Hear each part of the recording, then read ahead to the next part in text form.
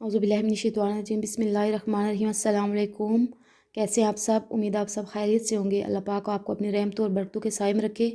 तो जी आज मैं आपके लिए मज़ेदार लजीज़ शीर खुरमे की रेसिपी लेके आई हूँ, जिसके लिए मैं कोई पैकेट यूज़ नहीं कर रही हूँ। घर में जो है आम सवैयों से मैं बना रही हूँ, तो इसके लिए मेरी रेसिपी आपको एंड तक देखना पड़ेगी। तो सबसे पहले यहाँ पे मैंने तीन चार छुहारे लिए हैं और इनको मैंने गर्म पानी में सोख कर दिया था। और उसके बाद जब ये नरम पड़ गए तो इनको मैंने ऐसे जूलियन कट कर लिया है, बारीक काटने हैं आपने।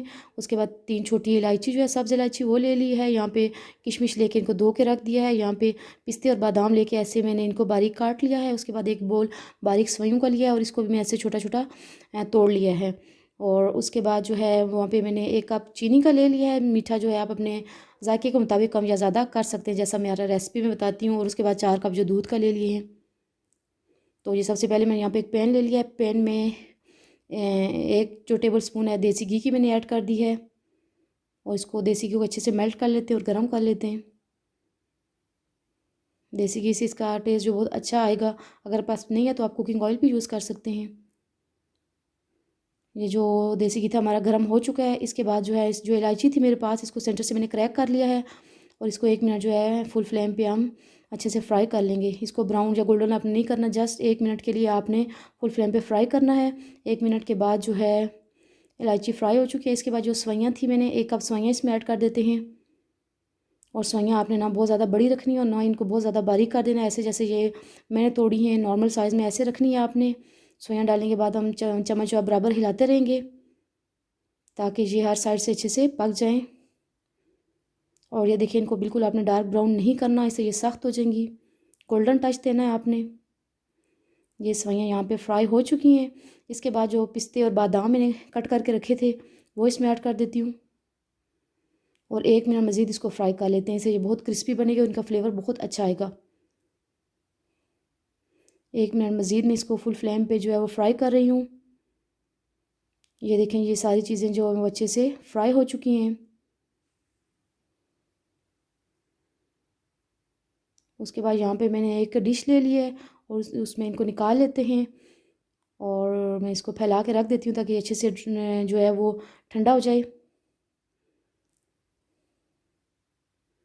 जी यहाँ पे मैंने पैन ले लिया है, फुल फ्लेम ऑन कर दिया है। और यहाँ पे जो 4 कप दूध के हैं वो इसमें मैं ऐड कर देती हूँ।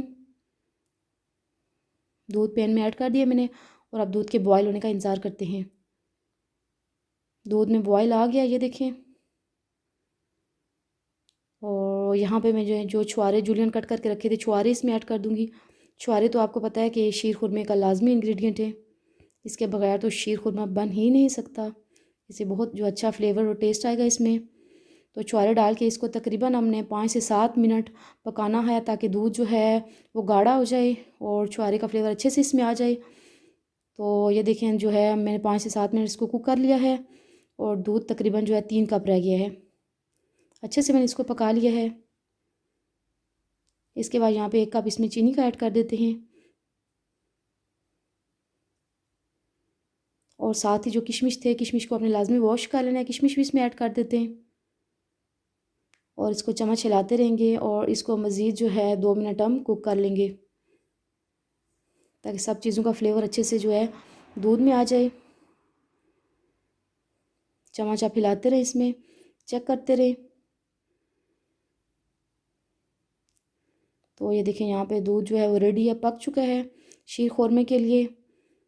तो इसके बाद जो मैंने सवैयाँ फ्राई करके रखी थी वो इसमें ऐड कर दूँगी।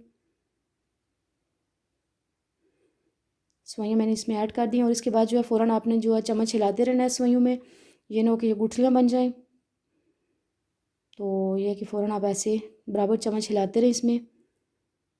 और इसको आप गाढ़ा होने तक सवैयाँ ताकि फूल जाए और अच्छे से तकरीबन मैंने 5 मिनट मज़ीद कुक करना है।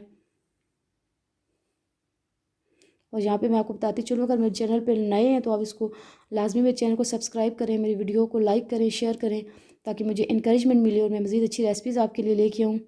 तो शीर खुरमा जो हमारा रेडी हो रहा है। देखिए सवैयाँ जो आहिस्ता आहिस्ता फूल रही हैं। इसको बिल्कुल ना आपने पतला रखना है ना बहुत ज़्यादा गाढ़ा हलवा टाइप बना देना है। ये जो एक रनी सा होना चाहिए, जो कंसिस्टेंसी मैं आपको बता रही हूँ आपने ऐसे ही रखनी है। इससे बहुत अच्छा शीर खुरमा बनेगा आपका और हर किसी को अच्छा लगेगा। शीर खुरमा रेडी हो चुका है जी। इसको मैं डिश आउट कर लेती हूँ। बहुत ही अच्छा बना है। ये दिखने में जितना आपको अच्छा लग रहा होगा ये इतना ही खाने में भी इतना अच्छा बना है। उम्मीद है आपने वीडियो एंड तक देखी होगी और इसको ज़रूर लाइक और सब्सक्राइब करें। अल्लाह हाफिज़।